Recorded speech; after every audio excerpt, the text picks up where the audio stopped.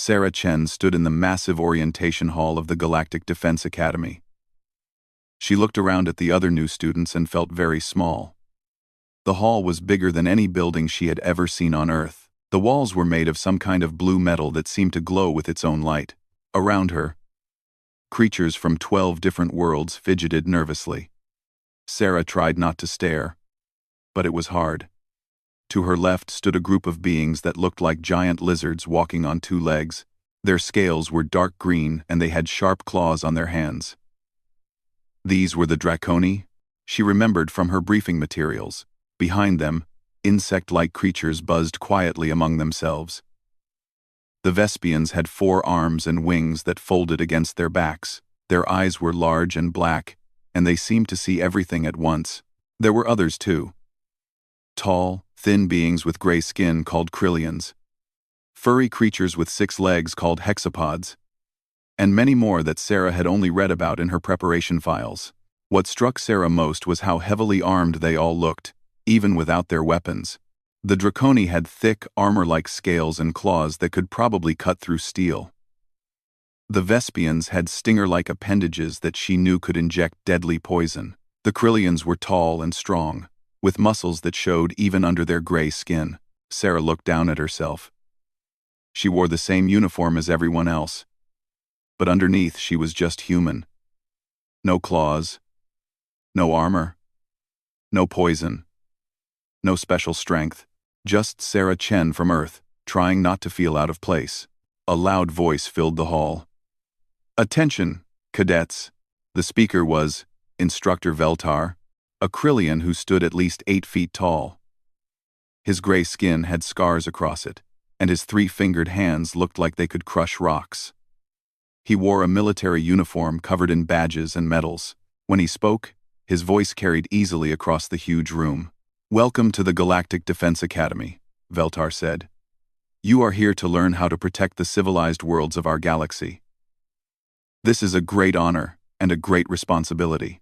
Sarah noticed how the other students stood straighter when Veltar spoke. Even the Draconi, who were known for being proud and fierce, showed respect to the old Krillian instructor.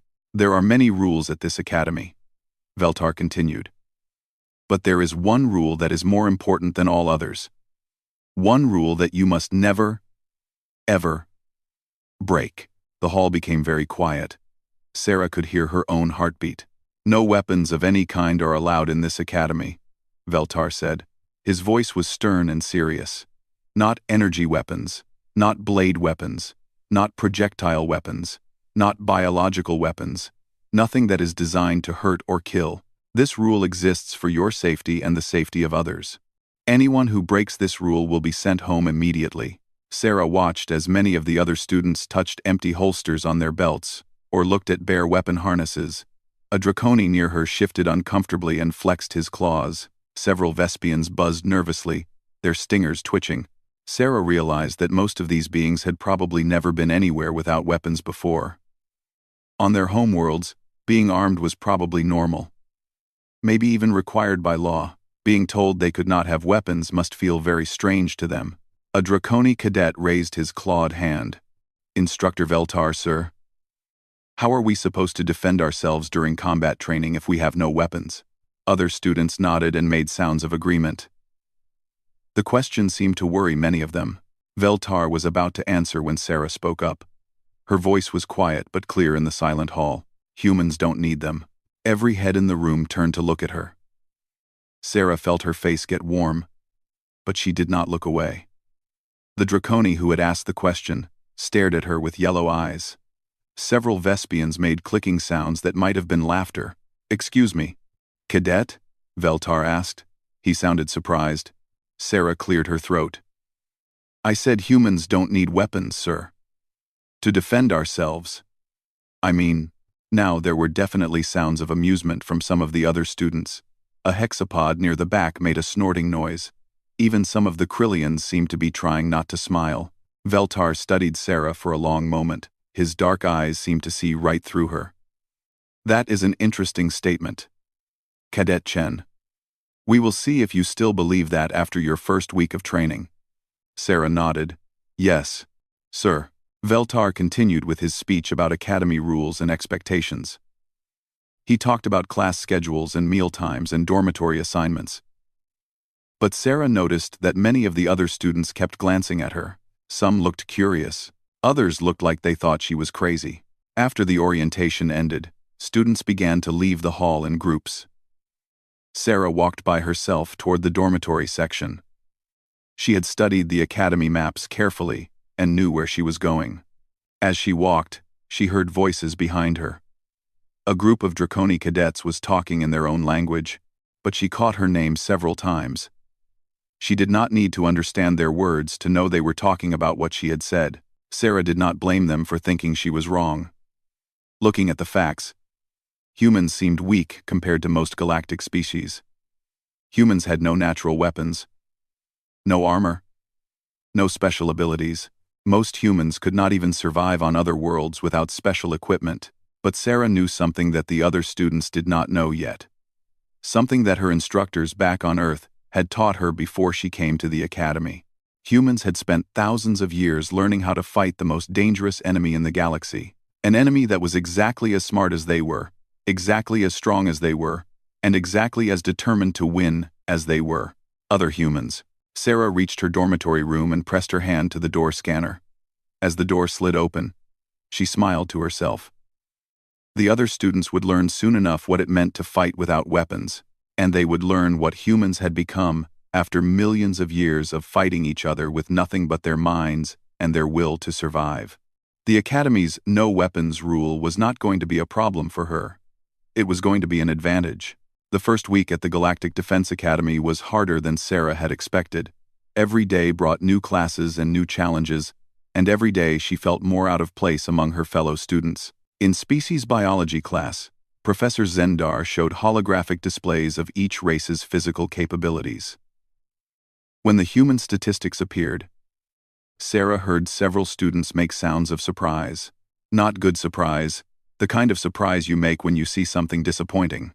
Humans, Professor Zendar said in his mechanical voice. He was a synthoid, one of the artificial beings that served as teachers at the academy. Physical strength, below average. Speed, average. Natural armor, none. Natural weapons, none.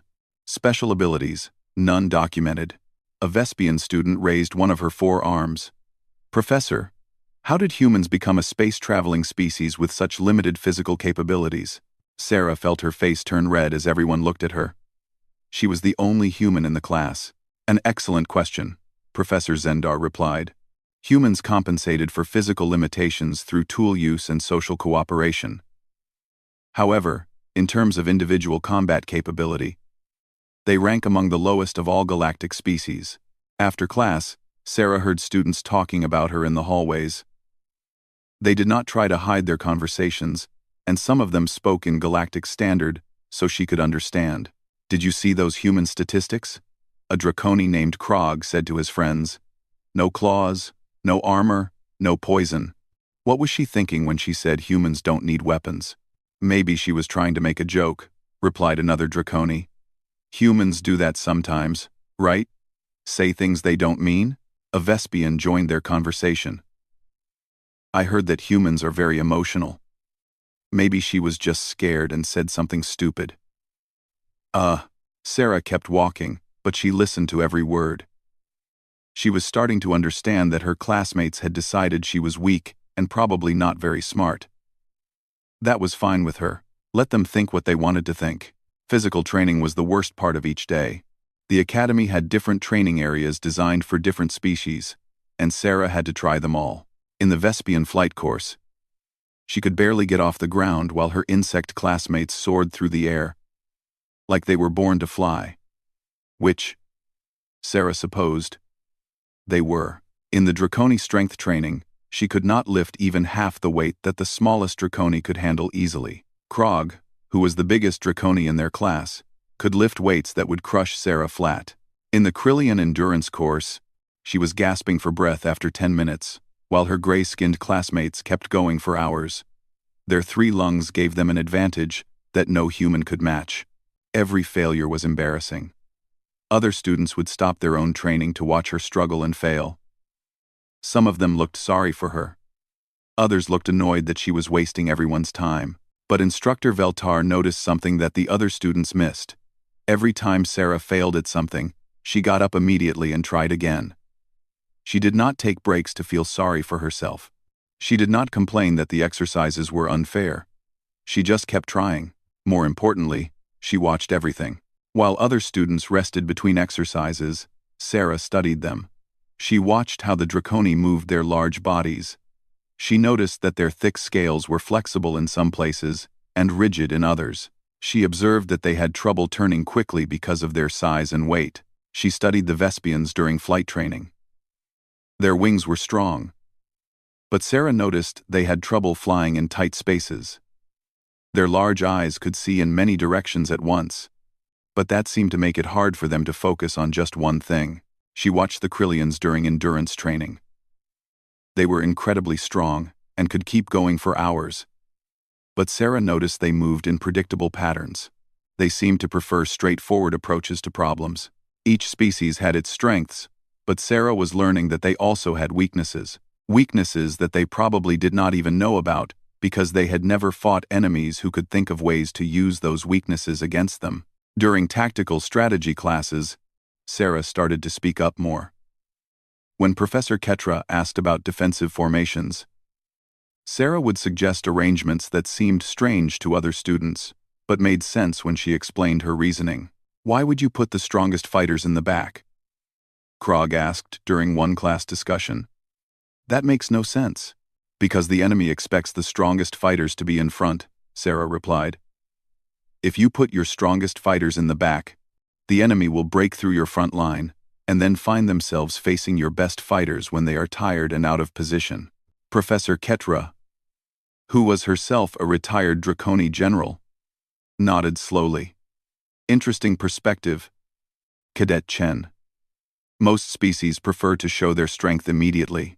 Most species fight enemies who are different from themselves," Sarah said. "Humans fight other humans. We learn to expect the unexpected." After that class, some students began to listen when Sarah spoke. Not many, but a few. They were starting to realize that maybe the weak little human had some ideas worth hearing. But most of her classmates still saw her as a failure. When she struggled in physical training or scored poorly on strength tests, they shook their heads and whispered to each other about how humans did not belong in a military academy. Sarah did not mind their whispers. She was learning more about her classmates every day. She was learning how they thought, how they moved, and how they reacted to different situations. She was learning their strengths and their weaknesses. Most importantly, she was learning how to fight them. The other students thought she was just trying to keep up with their superior abilities. They had no idea that she was studying them the way a hunter studies prey. They could not imagine that the weak little human was planning for the day when she would need to prove that humans really did not need weapons. That day was coming soon. Sarah could feel it. And when it came, her classmates were going to learn something new about humans. Something that was not in any biology textbook or training manual. They were going to learn why humans had survived and thrived in a galaxy full of bigger, stronger, faster species. They were going to learn what it meant to be the most dangerous predator on a planet full of predators. They were going to learn what humans did when they had nothing left to fight with except their minds. 3 weeks into the semester, Instructor Veltar made an announcement that changed everything. "Tomorrow we will hold a friendly sparring tournament," he told the assembled students. "This will allow each species to demonstrate their natural combat abilities. Remember, no weapons are allowed. You will fight using only your natural abilities and basic hand-to-hand combat techniques." The students began talking excitedly among themselves. For most of them, this would be their first chance to really show what they could do. The Draconi looked pleased. Their size and natural armor would give them a big advantage. The Vespians buzzed with anticipation. Their speed and agility would serve them well. Even the normally quiet Krillians seemed eager to test their strength. Sarah listened to the conversations around her. Most students were already planning who they wanted to fight and who they wanted to avoid. She heard her name mentioned several times, but not in the way she had hoped. "I hope I don't get matched with the human," one student said. It would be boring. No challenge at all. Maybe they should give her a bye, suggested another. It's not fair to make someone fight when they have no chance of winning. Sarah said nothing, but she made a decision. When Veltar called for volunteers to demonstrate different fighting styles, she raised her hand. I would like to volunteer. Instructor. The room became quiet. Veltar looked surprised. Are you certain, Cadet Chen? This is a combat demonstration, not a theory class. I'm certain, sir. Veltar nodded slowly. Very well. Who would you like to face? Sarah looked around the room at her classmates. Her eyes settled on Krog, the largest Draconi in their class. He stood nearly 7 feet tall and weighed at least 3 times as much as she did. His scales were thick and dark, and his claws looked like they could cut through metal.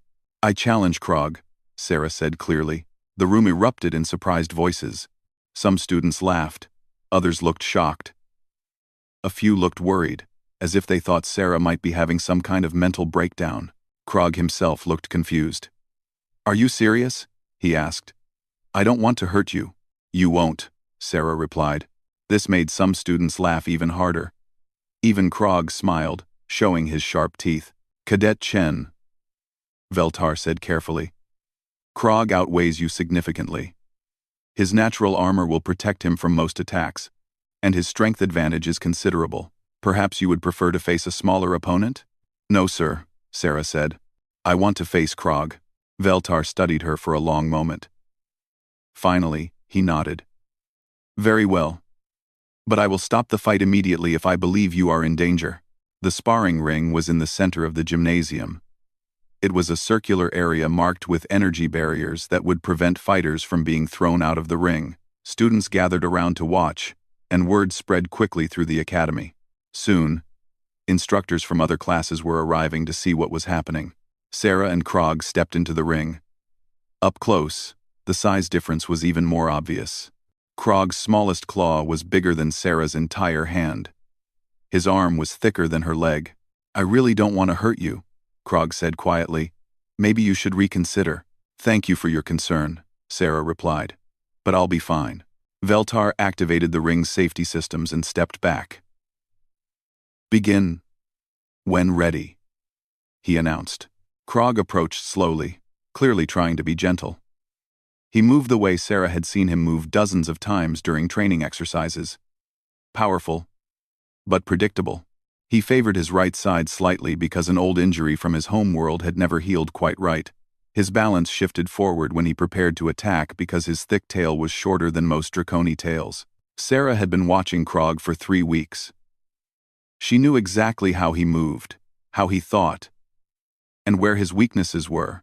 Krog reached for her with both arms, intending to grapple her into submission as gently as possible.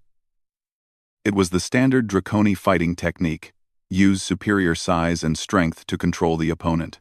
Sarah was not there when his arms closed. She had moved to his right side, the side he favored because of his old injury. The side where his guard was slightly weaker because he trusted his natural armor to protect him. Before Krog could turn to face her, Sarah struck. But she did not attack his thick scales or try to match his strength. Instead, she targeted the gap where his arm connected to his shoulder, a spot where the scales were thinner and the joint was exposed. Her elbow hit the pressure point with surgical precision. Krog's right arm went numb instantly. Confused and off balance, Krog spun toward her. But Sarah was already moving again. As he turned, she grabbed his good arm and used his own momentum to throw him off balance. It was a technique that worked because she was using physics, not strength. Krog stumbled, and Sarah struck again. This time she targeted the nerve cluster at the base of his skull, just below his jaw. It was a spot that most species had, even heavily armored ones like the Draconi. Krog's legs gave out under him. He fell to one knee, confused and unable to coordinate his movements properly. The watching students had stopped making noise. The gymnasium was completely silent, except for Krog's heavy breathing. Sarah positioned herself behind the larger cadet. With quick, precise movements, she applied pressure to specific points on his neck and shoulder. She was not trying to hurt him. She was targeting nerve clusters that would disable him without causing permanent damage. Within seconds, Krog was completely paralyzed from the neck down. "I yield," he said quietly. He could not move, but he could still speak. Sarah immediately released the pressure holds. Feeling began to return to Krog's body almost instantly. She helped him stand up, supporting his weight until his legs worked properly again. "I'm sorry I had to do that," she said sincerely. "But you're a good fighter, and I needed to end it quickly." Krog stared at her with wonder. "How did you know where to strike? Those pressure points?" "Humans study anatomy," Sarah replied. "We had to learn where every species is vulnerable. Because we don't have natural weapons." She looked around the silent gymnasium. Every student and instructor was staring at her. Some looked amazed. Others looked frightened. "That's what I meant when I said humans don't need weapons," Sarah continued. "We learned to fight without them a long time ago." Instructor Veltar stepped forward. His expression was thoughtful and somewhat troubled. "Cadet Chen, please remain after class. I would like to speak with you privately." As the other students filed out of the gymnasium, Sarah heard them whispering to each other in many different languages. She caught words like dangerous and impossible, and how did she know? Krog approached her before leaving. His arm was working normally again, and he did not seem to be injured. "Thank you for being careful," he said. "You could have really hurt me. But you didn't." "I don't want to hurt anyone," Sarah replied. "I just wanted to show that humans can defend themselves." Krog nodded slowly. "You definitely showed that. I've never been defeated so quickly." "Where did you learn to fight like that?" Sarah thought about how to answer. How could she explain that humans had spent thousands of years perfecting the art of killing other humans? How could she describe the terrible efficiency that came from fighting enemies who were exactly as smart and resourceful as you were? "Earth is a dangerous place," she said finally. "Humans had to learn how to survive." After Krog left, Sarah waited alone with Instructor Veltar. The old Krillian warrior studied her with new eyes, as if seeing her for the first time. "That was not beginner's luck," he said. "You knew exactly what you were doing." "Yes, sir. Those techniques, they're designed to fight armed opponents while unarmed. They're assassination techniques." Sarah met his gaze steadily. "They're survival techniques, sir." Veltar was quiet for a long time. When he spoke again, his voice was thoughtful. "I think it's time we had a very serious conversation about what humans are really capable of, Cadet Chen. And I think the Academy needs to understand what we're dealing with." Instructor Veltar's office was smaller than Sarah had expected. The walls were covered with weapons from different worlds: swords, energy rifles, plasma cannons, and things Sarah could not identify. Medals and battle honors filled the spaces between weapons. This was clearly the office of someone who had seen real combat. Veltar gestured for Sarah to sit in the chair across from his desk. He moved slowly, like someone who was thinking carefully about what to say. "Tell me about Earth, Cadet Chen," he said finally. "Tell me about human warfare." Sarah had been expecting this question since the fight with Krog. She had prepared her answer. But now that the moment was here, she was not sure how much truth the instructor was ready to hear. "What would you like to know?" "Sir, start with your training. Where did you learn those combat techniques?" "Basic education, sir. Every human child learns personal defense." Veltar raised an eyebrow. "Every child? That seems unusual. Most civilized species reserve combat training for military personnel. Earth is different," Sarah said carefully. "Humans have always had to defend themselves." "From what? Your files say that Earth has been unified for over 200 years. There are no major predators left on your world. What do humans need to defend themselves from?" "1. Sarah looked at the weapons on the walls. Veltar had fought in real wars against real enemies. Maybe he would understand. "From other humans, sir." Veltar leaned forward. "Explain." "Humans are the most dangerous species on Earth," Sarah said. "We always have been. Even after we formed a planetary government, humans still fight each other. Not wars anymore, But individuals fight individuals. Humans commit crimes against other humans. Humans attack other humans for money, or anger, or just because they can. And that's why you learn combat techniques as children? Yes, sir. Because the most dangerous enemy a human will ever face is another human. Someone exactly as smart as we are. Exactly as fast as we are. Exactly as strong as we are. Someone who knows all the same techniques we know. Veltar was quiet for a long time. Sarah could see him thinking, processing what she had told him. "Show me," he said suddenly. "Sir, show me how you would defeat me." Sarah looked at the tall, powerful Krillian instructor. He was bigger than Krog, stronger than any Draconi, and he had decades of combat experience. But as she studied him, she began to see his weaknesses. "You favor your left leg," she said.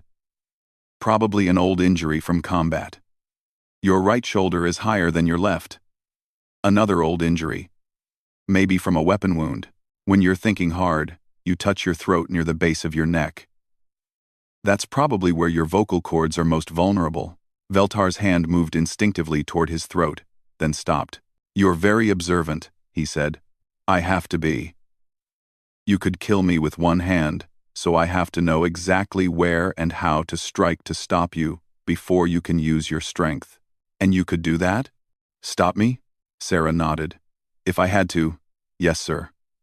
It wouldn't be easy, and I might get hurt, but I could do it." "How?" Sarah stood up and moved closer to Veltar's chair. She moved slowly so he would not think she was actually attacking. "First, I would target your injured leg to put you off balance.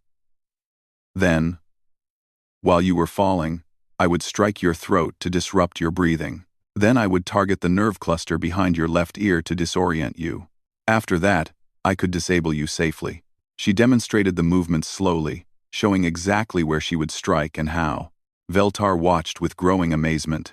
"You've analyzed every person in the academy this way, haven't you?" he asked. "Yes, sir. Even your fellow students? Especially my fellow students. They're the ones I train with every day. If something happened, I would need to know how to protect myself." Veltar shook his head slowly. "This is why humans don't carry weapons. You don't need them, because you see every living thing as a potential weapon or a potential target." "Not exactly, sir. We see every situation as something we might need to survive. We plan for worst-case scenarios." Before Veltar could respond, alarms began blaring throughout the academy. Red emergency lights flashed on the walls, and an automated voice filled the building. "Security alert.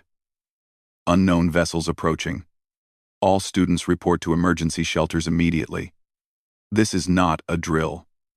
Veltar jumped up and activated his communication device. "Command. This is Instructor Veltar. What's the situation?" A panicked voice replied, "Pirate raiders, sir. 3 ships, heavily armed. They're jamming our communications and they've disabled our defensive grid. They'll be here in 5 minutes." "Understood. Initiating evacuation protocols." Veltar turned to Sarah. "We need to get you to a shelter immediately." But Sarah was not listening to him. She was listening to other sounds. Footsteps in the hallways, doors being forced open, the distinctive whine of energy weapons charging up. "Sir," she said calmly, "I think they're already inside." The door to Veltar's office exploded inward. 2 figures in combat armor stepped through the smoke, carrying military-grade plasma rifles.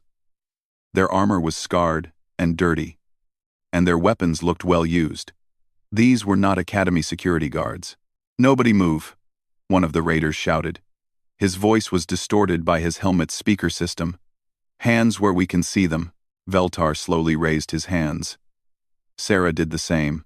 "You," the raider pointed at Veltar. "You're an instructor. Where's the armory?" "I won't tell you that," Veltar replied firmly. The raider's rifle hummed as it powered up to full charge. "Wrong answer. Wait," Sarah said quickly. "Don't hurt him. I'll show you where the weapons are." Both raiders turned to look at her. The leader laughed. "Look at this. A scared little student wants to help us. What species are you, kid?" Human," Sarah replied. "Human?" The second raider sounded amused. "I've heard of humans, Weak little things. No natural weapons at all. What are you even doing at a military academy? Learning, Sarah said. She was also calculating. The raiders were standing close together. A tactical mistake. Their rifles were powerful, but they were designed for long-range combat, not close quarters. The raiders were overconfident because they had superior firepower and armor. They did not understand that they had just made the same mistake that everyone made when dealing with humans. They had assumed that having better weapons made them safe. Please don't hurt anyone, Sarah continued, taking a small step forward. I'll do whatever you want. Smart girl, the leader said. Now show us where. Sarah moved. She was too close for the raiders to use their rifles effectively, and too fast for them to react. Her first strike hit the leader's wrist, causing him to drop his weapon. Her second strike hit a pressure point in his neck, and he collapsed instantly. The second raider tried to turn his rifle on her, but Sarah was already moving. She grabbed his weapon and used his own strength to turn it away from her. Then she struck him in the solar plexus, driving the air from his lungs. Both raiders were unconscious in less than 3 seconds. Veltar stared at the unconscious pirates, then at Sarah. How did you? Sir, Sarah interrupted. How many raiders are in the academy? The report said 3 ships, probably at least 30 raiders total. Sarah picked up one of the fallen plasma rifles and checked its power level. Are the weapons lockers secured? They should be. But if the raiders have been planning this attack, they might have found a way to disable our security systems. Sarah nodded. Then the other instructors and students are defenseless. Sarah, you can't fight 30 armed raiders by yourself. We need to get to a shelter and wait for help. Sarah looked at the weapon in her hands. Then, at the unconscious raiders. She thought about her classmates.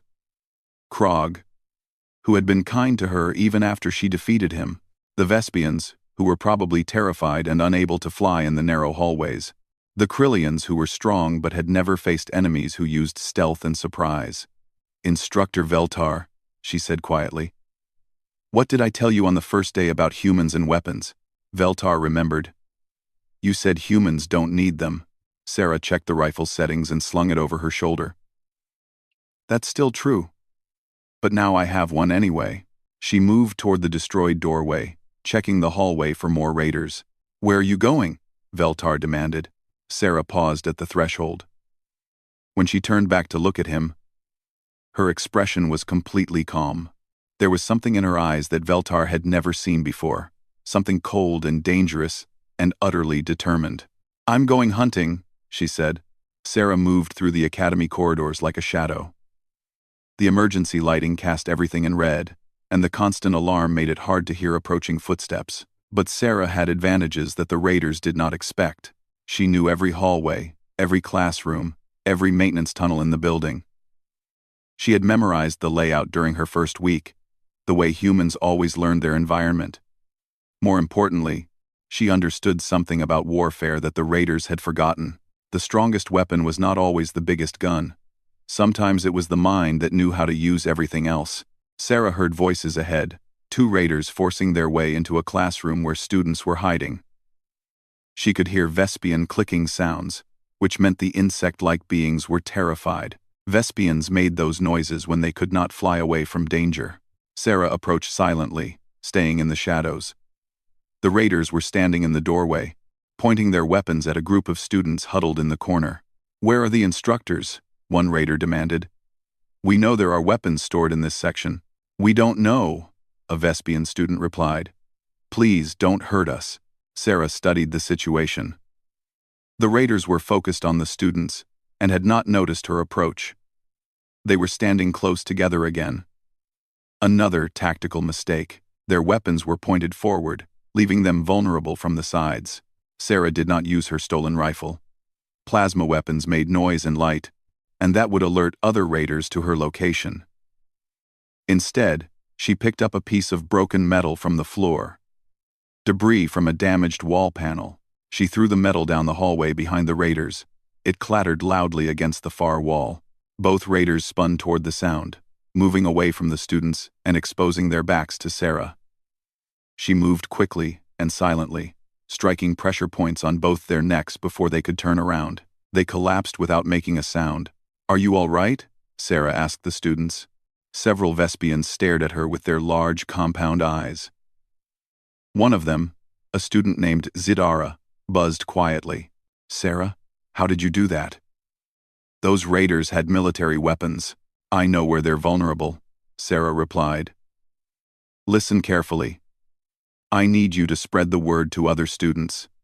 Stay hidden, stay quiet, and stay together. Don't try to fight the raiders. They have better weapons than you do.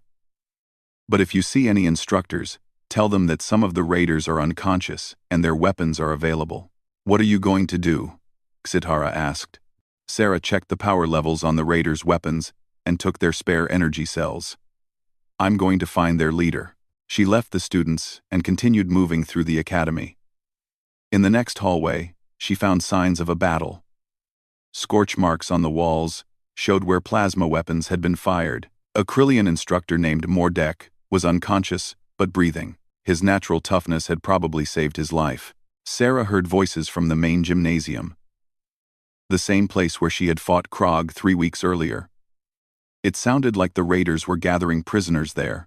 She made her way to the gymnasium carefully, using maintenance tunnels and service corridors that most people did not know existed. When she reached a ventilation grate that looked into the gym, she saw the situation clearly. About 20 students and 5 instructors were sitting on the floor in the center of the room, surrounded by 8 heavily armed raiders. Instructor Veltar was among the prisoners, so were Krog and most of her other classmates. One raider stood apart from the others. His armor was more elaborate, and his weapon looked more advanced. This was clearly the leader. He was speaking into a communication device. "Phase 1 complete," he was saying. "We have the hostages. Begin Phase 2. Strip the weapons lockers and download the Academy's tactical databases. This information will be worth millions to the right buyers." Sarah understood now. This was not just a random attack. The raiders were stealing military information and weapons technology from one of the galaxy's most advanced training facilities. She also understood that she could not fight 8 armed raiders in direct combat. Even with her training and stolen weapons, the odds were too bad. She needed to be smarter than that. Sarah began to move through the building systematically. She knew that the raiders had split up to search for weapons and information. That meant they were smaller groups now, which gave her better odds. She found 2 raiders trying to break into the advanced weapons laboratory. They were using cutting tools to get through the reinforced door, and they were focused on their work. Sarah approached from behind and disabled both of them before they knew she was there. 3 more raiders were in the computer center, downloading files from the Academy's main database. Sarah waited until they were completely focused on their work, then used the room's automated fire suppression system against them. The system filled the room with flame-retardant gas that was harmless to most species, but caused temporary unconsciousness. When the gas cleared, she secured their weapons and tied them up with computer cables. One by one, Sarah eliminated the scattered raider groups. She used the Academy's own systems against them. Environmental controls, security doors, maintenance equipment. She turned their superior firepower into a disadvantage by fighting in close spaces where their weapons were too powerful to use safely. But she saved the hardest target for last. When Sarah returned to the gymnasium, only 3 raiders remained with the hostages. The leader was getting nervous because his other teams were not responding to his calls. "Something's wrong," he told his remaining men. "Team 3 should have checked in by now. Maybe they found something really valuable, and they're taking their time," one raider suggested. "Maybe," the leader replied, but he did not sound convinced. Sarah knew she had to act quickly. If the leader decided to retreat with the hostages, the situation would become much worse. She needed to end this now. She climbed into the gymnasium's overhead equipment storage area, where gymnastic equipment was kept when not in use. Heavy ropes, metal rings, and other apparatus were stored up there. Sarah began to prepare her final plan. A few minutes later, she called down to the raiders from somewhere in the shadows above them. "Attention pirates," she said loudly. "You are surrounded. Release the hostages and surrender your weapons." The 3 raiders spun around, trying to locate her voice. Their leader laughed. Surrounded? By who? Academy security is disabled, and the local military won't be here for hours. By me, Sarah replied. This made all three raiders laugh. You? One person? What are you? Some kind of superhero? Sarah dropped down from the storage area, landing in the center of the gymnasium. She was not carrying any weapons that the raiders could see. I'm human, she said simply. The leader pointed his rifle at her. Well, human, you just made the last mistake of your very short life. Probably, Sarah agreed. But I should mention something first. What? Remember when you asked what I was doing at a military academy? The raider nodded, keeping his weapon trained on her. I'm not a student, Sarah said. I'm a teaching assistant. I'm here to help the instructors understand how humans fight. Anyone? I'm humans fight. Before the leader could respond, Sarah pulled a cable that she had rigged while she was in the storage area. Heavy gymnastic equipment fell from above. Not on the raiders, but around them, creating a maze of obstacles that made it impossible for them to use their long-range weapons effectively. Then Sarah moved. She did not fight like the raiders expected. She did not charge straight at them or try to grab their weapons. Instead, she used the fallen equipment as cover and concealment, appearing and disappearing like a ghost. The raiders tried to track her with their weapons, but she was always somewhere else when they fired. Their plasma bolts hit walls and equipment, but never their target. Sarah used every technique she had learned in her years of training. She used the raiders' superior strength against them by making them turn quickly and throw themselves off balance. She used their heavy armor against them by targeting joints and weak points that no one else would know how to find. When the leader finally fell unconscious, his last thought was confusion. How could one small human defeat three heavily armed professionals? The answer was something that no one at the academy had understood until now. Sarah was not just a human who happened to know how to fight. She was a human who had been trained specifically to fight enemies who were bigger, stronger, and better armed than she was. She was a human who had been taught to see every environment as a weapon, every enemy as a puzzle to be solved. She was a human who had learned to hunt other humans. When Academy security finally arrived, they found 32 unconscious raiders scattered throughout the building. All of them were tied up, and their weapons were secured. None of the Academy students or staff had been seriously injured.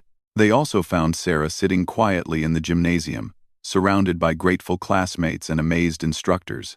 How? Krog asked her. How did you defeat so many armed enemies?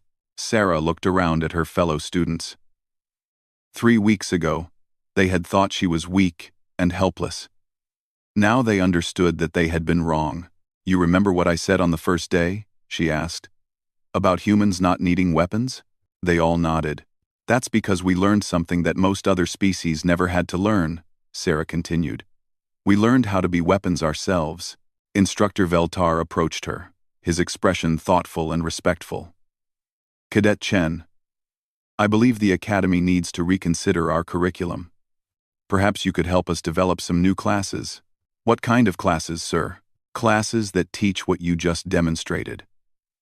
How to fight when you have nothing but your mind and your will to survive. Sarah smiled. I think I can help with that, sir. But I should warn you. The other instructors might not like what I have to teach. Why not? Sarah looked around the gymnasium at her classmates and instructors. They were all looking at her with new understanding and, she had to admit, a little bit of fear. Because, she said quietly, once you really understand how humans fight, you start to understand why we're the most dangerous species in the galaxy. And why is that? Veltar asked. Sarah's smile grew wider. But it was not a particularly comforting expression. Because we're the only species that learned how to hunt ourselves.